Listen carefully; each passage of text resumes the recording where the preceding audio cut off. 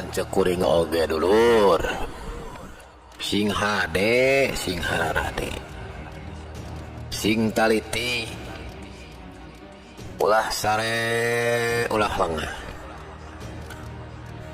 Kokomona ayeuna urang tina bulan Ramadan.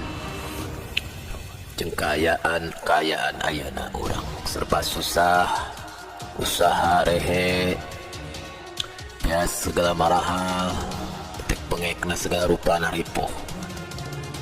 Yang wajar yang munasabah tuh. Gitu. Sing hararade.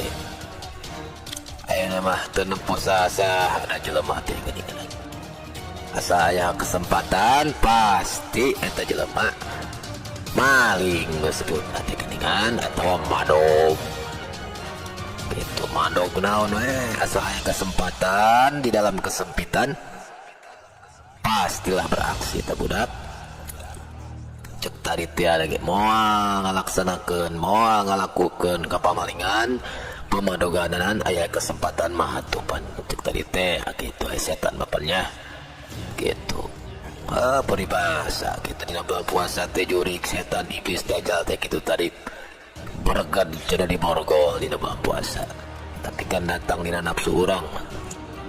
Jeung kaayaan ana syariatna harap serba susah segala rupa ripuna.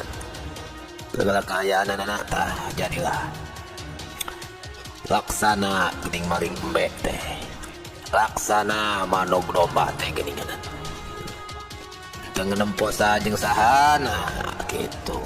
Intina mah pasti eta jelema moal jauh tina lembur pamadoganana teh.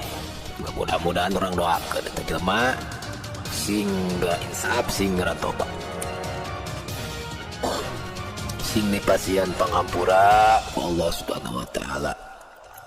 Gitu. Ku keagungan ieu bulan Ramadan teh. Dan sing omat telur sing hade. Pamalingan sing hade. Cek karak kemari karak saminggu 2 minggu. Geus kajadian anu maling di lembur, masya Allah. Tenusaha geuning mamalingan teh tenempo kolot, tenempo ngora, tenempo nu beungar, tenempo nu miskin geuningan.